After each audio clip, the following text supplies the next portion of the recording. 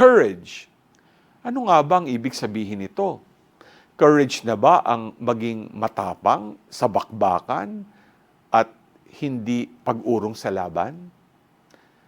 Maraming pwedeng maging mukha ang courage, pero sa gospel natin ngayon, when Jesus said to the woman with hemorrhage na, "Courage, daughter, your faith has saved you," He is asking her to continue being courageous. Yung courage na kayang mag-dare to go beyond oneself and hope for what seems to be impossible. That courage to hold on to Jesus for healing. We have the same call to be courageous in our everyday life.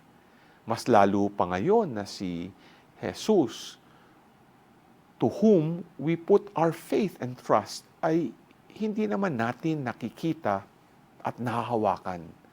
The call is more pressing than ever for us to be courageous in hoping against hope.